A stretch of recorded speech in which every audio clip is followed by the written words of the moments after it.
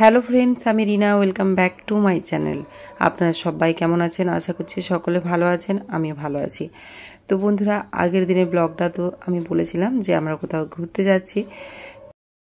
তো বন্ধুরা, আমি ভিডিওতে জিজ্ঞাসা করেছিলাম কেউ যদি বলতে পারেন যে আমরা কোথায় যাচ্ছি এবং জায়গাটা গেস করতে পারেন তো জানাবেন। তো সেখানে একজন দিদিভাই উত্তর দিয়েছেন, আনন্দ আলয়ের দিদিভাই, যে আমরা যাচ্ছি শিরিডি। একদমই দিদিভাই right, thank you so much সঠিক গেস করার জন্য। আর এটা হচ্ছে মহারাষ্ট্রে অবস্থিত এই শিরিডি, যেটা হচ্ছে আমাদের ভারতবর্ষের একটা তীর্থস্থান, পুণ্যভূমি। কারণ এইখানে স্বয়ং ভগবান অবতার রূপে এখানে ছিলেন, আর এই শিরিডিকে একদম পুণ্যভূমি, তীর্থভূমি করে গেছেন। আর সেই তীর্থভূমিতে আমাদের আজকে মাথা ঠেকানোর সৌভাগ্য হয়েছে।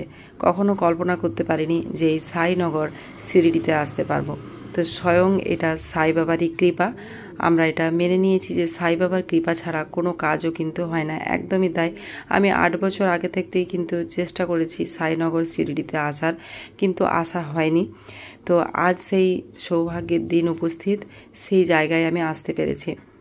তো বন্ধুরা, আপনাদের সাথে আমি কিছু সাই বাবার রিয়েল স্টোরি শেয়ার করব। অনেকেই এই স্টোরিগুলো জানেন, আবার অনেকেই কিন্তু সাই বাবার কৃপা সম্বন্ধে জানেন না। আর পুরো পৃথিবীতে সাই বাবার লাখো করোড়ো ভক্ত কিন্তু ছড়িয়ে রয়েছে। তো বন্ধুরা, আমরা এখন স্টেশন থেকে নেমে আমরা এরপর অটো ধরে তারপর আমাদের চলে যাব হচ্ছে সাই বাবার দর্শন করতে। আর আজকের দিনটাতে আমরা এখানে আসতে পেরে একদম আমাদের জীবন ধন্য হয়েছে, কারণ আজকে হচ্ছে আরিসের জন্মদিন। তো সকলের কাছে এটুকুই প্রার্থনা, আরিসকে সবাই আশীর্বাদ করবেন, কারণ আজকে হচ্ছে আরিসের জন্মদিন। আর আজকের দিনটাতেই বাবার জায়গায়, সাই বাবার এখানে আমাদের আসার সৌভাগ্য হয়েছে। তো বন্ধুরা, প্রথমে আমি আমার জীবনেই সাই বাবার একটা কৃপা সম্বন্ধে আপনাদেরকে জানাবো। তারপর আমি আরও সাইনগরে শিরডিতে যে ঘটে যাওয়া সত্য ঘটনা, সাইবার কৃপা, অনেক অনেক লাখো কৃপা কি এখনও করে চলেছেন, এবং সত্য ঘটনা যেগুলোর মধ্যে আমি অনেক জানি, তাও তো একটা ভিডিওর মধ্যে সমস্ত কিছু বলা সম্ভব হবে না, তবে কয়েকটা আপনাদেরকে শোনাবো সত্য ঘটনা। যারা জানেন তারা জানেন, অথবা যারা সাই বাবার কৃপা সম্বন্ধে জানেন না তাদেরকে জানানোর জন্যই কয়েকটা ঘটনা আপনাদের সাথে শেয়ার করব। তার মধ্যে আমার জীবনে একটা ঘটে যাওয়া রিয়েল স্টোরি, আমার জীবনে স্বয়ং আমি ফিল করেছি যে সাই বাবা আছেন, সেটা আপনাদের সাথে এখন শেয়ার করছি। সালটা ছিল 2019। আর 2019 সালে আমি এবং আমার হাজব্যান্ড আর ছেলে আমরা পুরী যাচ্ছিলাম। পুরী হচ্ছে উড়িষ্যায় অবস্থিত জগন্নাথ ধাম। তখন আমরা হাজব্যান্ডের কর্মসূত্রে দিল্লিতে থাকতাম। তো দিল্লি থেকে আমাদের ভুবনেশ্বর ফ্লাইট ছিল। এরপর দিল্লি থেকে ভুবনেশ্বর ফ্লাইট ছিল আমাদের বিকাল 4টে নাগাদ। তো আমাদের সেই ফ্লাইটটা মানে ডিলে হয়ে মোটামুটি 4 থেকে 5 ঘন্টা ডিলে, তারও বেশি ডিলে হয়ে আমাদের ভুবনেশ্বরে পৌঁছাতে ওটাও হয়ে গেছিলো রাত 12টা। আমরা যখন ভুবনেশ্বরে পৌঁছাই তখন রাত 12টা বাজে। আর রাত 12টার সময় ওই ভুবনেশ্বর থেকে পুরী যেতে মানে কোনো রকম যোগাযোগ ব্যবস্থা একদম ছিল না বললেই ছিল, বাট যে সমস্ত গাড়িগুলো ছিল, বুঝতেই পারছেন, সাথে আমার তখন আরিসের বয়স আরিস তখন অনেকটাই ছোট, আর আমি সাথে একা মেয়ে। তো হাজব্যান্ডও ভয় পাচ্ছিল, আর সবাই বারবার বলছিল যে একটা জঙ্গল পেরিয়ে যেতে হয়, তো রাতটা না যাওয়াটাই ভালো, সাথে মেয়ে আছে, বাচ্চা আছে, তো আপনারা হচ্ছে এখানে ভুবনেশ্বরে কোথাও হোটেলে থেকে গেলেই ভালো হয়। তো রাত 12টার সময় কেউ যেতেও চাইছিল না গাড়িতে। তো আমি, আর সেদিন ছিল 28শে নভেম্বর, মানে যেদিন আমরা ভুবনেশ্বরে পৌঁছাই রাত্রে 12টা, আর তার পরের দিন 29শে নভেম্বর হচ্ছে আমাদের অ্যানিভার্সারি। তো অ্যানিভার্সারির দিন আমার ইচ্ছা ছিল যে পুরীর জগন্নাথ ধামে জগন্নাথ দেবের দর্শন করব এবং ওখানে জগন্নাথ দেবের পুজো দেব সকাল সকাল। তো 29 তারিখে যদি ওখানে পৌঁছাতে না পারি তখন তো আমার যাওয়াটাই ওখানে মনে হবে যেন সার্থক হলো না, এরকম একটা মানে মনে যেহেতু ইচ্ছা নিয়ে গেছি যে আমি যখন 29শে নভেম্বর ওখানে পৌঁছাবো তো আমি বাবার ওখানে জগন্নাথ দেবের দর্শন করব আর পুজো দেব। কিন্তু যদি আমি ওখানে পৌঁছাতেই না পারলাম তাহলে পুজো কীভাবে দেবো? তো প্রচণ্ডভাবে মন খারাপ। তো যতজনকে গাড়ি দেখছে সবাই যেতে নারাজ, আর যারা যেতে চাইছে তারা প্রচুর টাকা চাইছে, 4-5 হাজার টাকা। যেখানে যেতে চায় মোটামুটি 1200-2000 যাওয়ার কথা, সেখানে তারা যেতে চাইছে 4000-5000 টাকা লাগবে। তো তখন হাজব্যান্ড বলছে তাহলে এক কাজ করো, তাহলে আজকে আমরা রাতটা এখানে থেকে যাই, আমরা ভোরবেলায় কোনো গাড়ি নিয়ে আমরা চলে যাব। আর ট্রেন তো ছিল, বাট ট্রেন যোগাযোগ ব্যবস্থা সেই সময়তে আমাদের ভুবনেশ্বর থেকে স্টেশন যেতেও একটা সময় লাগতো। তো অনেকেই বারণ করাতে আমরা আর তখন গেলাম না। আর মনে হচ্ছে 12টার সময় সেরকম কোনো ট্রেন ছিল না, এরকম একটা ব্যাপার হয়েছিল। তো আমার খুব মন খারাপ, তখন আমরা কি করব কিছু খুঁজে পাচ্ছি না। তখন মানে আধ ঘন্টা নাগাদ, মানে 12:30 নাগাদ দাঁড়িয়ে থাকি হচ্ছে রাস্তার ধারে, প্রচণ্ড মন খারাপ হচ্ছে আমার। তো তখন আমি সাই বাবাকে, আমি তখন মানে তার আগে থেকেই সাই বাবার কৃপা সম্বন্ধে আমি জানতাম, এবং আমি মনে মনে সাই বাবাকে তখন প্রার্থনা করছি, সাই বাবা একটু কৃপা করো, আমাকে জগন্নাথ দেবের দর্শন পাইয়ে দাও। 29শে নভেম্বর আমার বিবাহবার্ষিকী, তো আমি সেদিনই ভগবানের দর্শন পেতে চাই, তো কৃপা করো, আমার ইচ্ছাটা, মনের ইচ্ছাটা পূর্ণ করো। তো যেই না আমি মনে মনে বলেছি, আমি সেটা আমার হাজব্যান্ডকেও বলিনি, ছেলেকেও বলিনি, আমি মনে মনে বলছি, অমনি একটা গাড়ি একদম মানে তুরন্ত হাওয়ার বেগে এসে আমাদের সামনে, এবং সেই গাড়ির সামনেই ছবি হচ্ছে সাই বাবার বড় করে একটা লাগানো। আমি তো, আমার গা পুরো কাঁপছে, আমি বলছি এটাও কি সম্ভব, মানে মনে মনে বলার সাথে সাথে কিভাবে এটা পসিবল, মানে তুরন্ত মানে হাওয়ার বেগে এসে গাড়ির সামনে দাঁড়ালো। ওম সাইরাম। তো আমি সাই বাবার কৃপা মানে আমি সঙ্গে সঙ্গে অনুভব করলাম। তো সেইখানে আবার সেই গাড়িতে সাই বাবার ছবি। তারপর সেখানেই শেষ ঘটনা নয়, সেখানেই মানে আমি উঠলাম গাড়িতে, সাই বাবাকে প্রণাম করে সঙ্গে সঙ্গে আমি আরিসের বাবা কিছু বললাম না, এবং আরিসকেও কিছু বললাম না, চুপচাপ গাড়িতে বসলাম। তো গাড়িতে বসে আমি শুধু সাই বাবাকে মন ভরে প্রণাম করে যাচ্ছি, মো কৃপা লাভ পেলাম, তোমার কৃপা লাভ পেলাম, মনে মনে প্রচণ্ড আমার মানে একটা অদ্ভুত একটা ফিলিং লাগছে। তো সেই মুহূর্তে আমি কি করলাম, সাই বাবাকে জাস্ট কোটি কোটি প্রণাম জানালাম। তারপর আমি মানে আরিসের বাবার সঙ্গে সমস্তটা শেয়ার করলাম। তো সেই মুহূর্তে আমি বুঝেই গেলাম এটা হচ্ছে সাই বাবারই পাঠানো গাড়ি, আমি বুঝে গেলাম, কারণ সাই বাবা কৃপা করেন।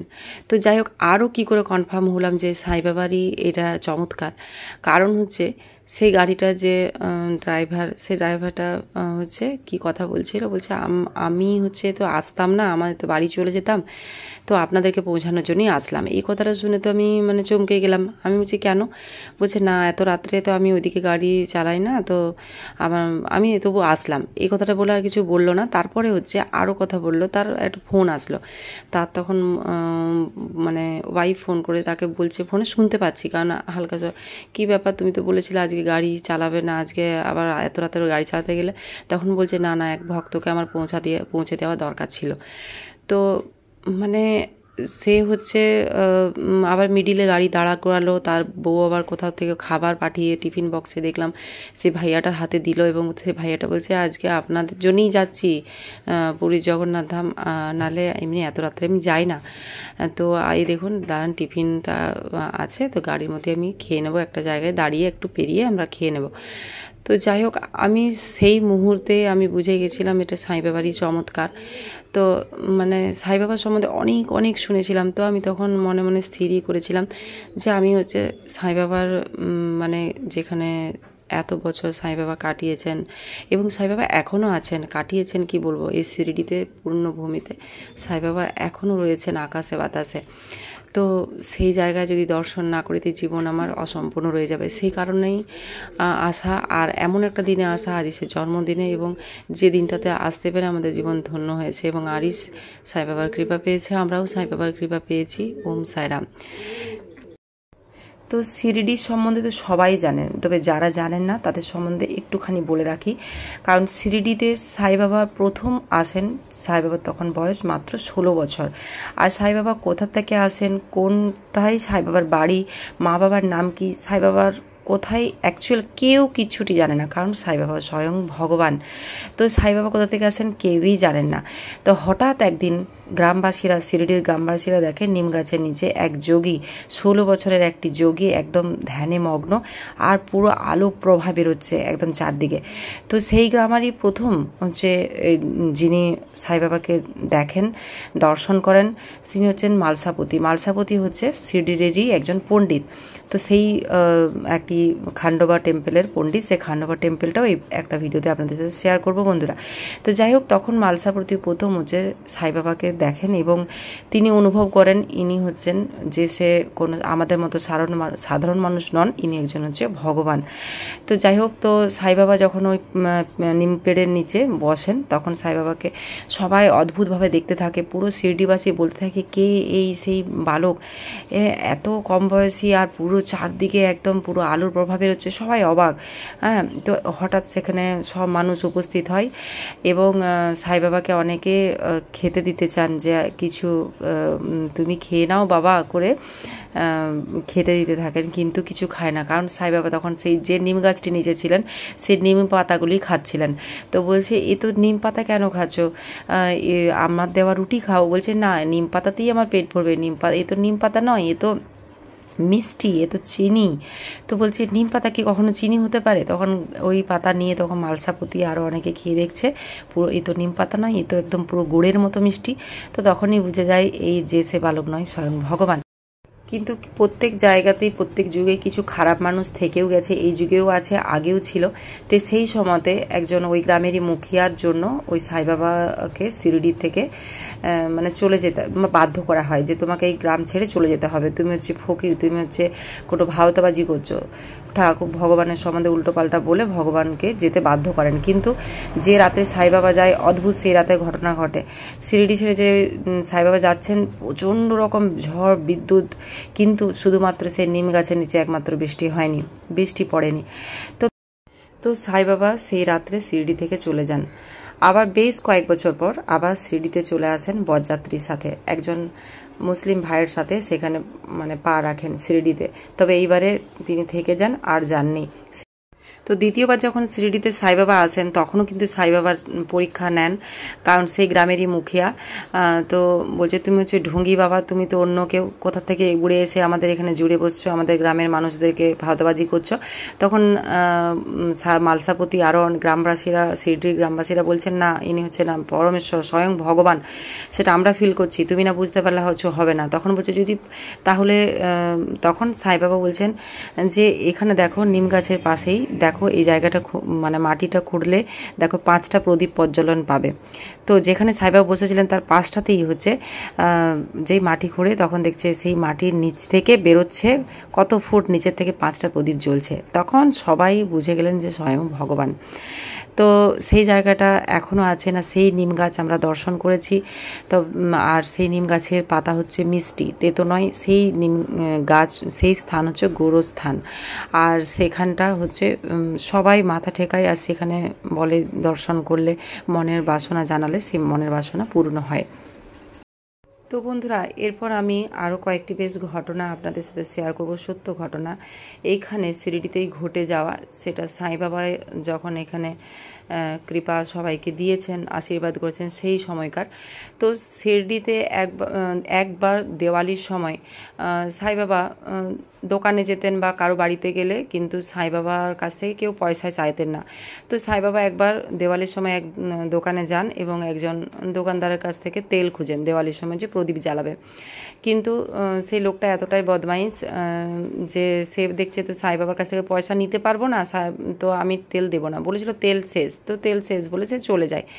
তো সাই বাবা সেখানে থেকে চলে যায়। সাই বাবা সেই রাত্রে সকল গ্রামবাসী দেখেই ডাকেন যে আজকে হচ্ছে প্রদীপ জ্বালাবো, কিন্তু সবাই অবাক, কীভাবে প্রদীপ জ্বালাবে, তেল তো নেই। কিন্তু সাই বাবা হচ্ছে এক ঘটি জলে পুরো দ্বারকা মাই হচ্ছে প্রদীপে প্রজ্বলন করেছিলেন, জলে প্রদীপ জ্বালিয়েছিলেন।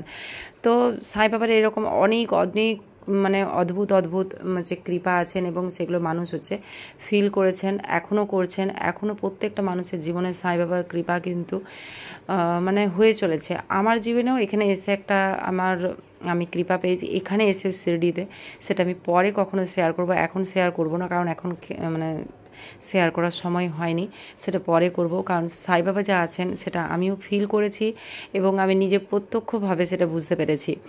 তো সেটা কি বলবো, প্রত্যেকটা মানুষের বিশ্বাসই হচ্ছে ভগবান। তো আমি চরমভাবে বিশ্বাস করি যে ভগবান আছেন। তো এইখানে এমনই একটা এই ধর্মস্থান, এই শিরডি এমনই একটা জায়গা যেখানে কোনো ধর্মের ভেদাভেদ নেই। এইখানে হিন্দু, মুসলিম, খ্রিস্টান, প্রত্যেকেই শিখ সকলেই আসেন এবং সাই বাবার দর্শন করেন, কারণ সাই বাবার কথায় সবার মালিক এক। ঠিকই তো, আমি হতে পারি হিন্দু, তুমি হতে পারো মুসলিম, কেউ হতে পারো শিখ, কেউ হতে পারো খ্রিস্টান, কিন্তু সবার মালিক কিন্তু এক, পরমেশ্বর ভগবান, তাই না? তো বন্ধুরা আমরা শিরডিতে পৌঁছে গেছি এবং শিরডিতে পৌঁছে গেছি শুধুমাত্র বললে ভুল হবে, কারণ এসেই আমরা হচ্ছে সাই বাবার মানে দর্শন পেয়েছি। সেখানে আরিস গিয়ে আরতি করেছে এবং আরতির সাথে সাথে সেখানে আরিসের দেওয়া ফুল দিয়ে পুজো হয়েছে।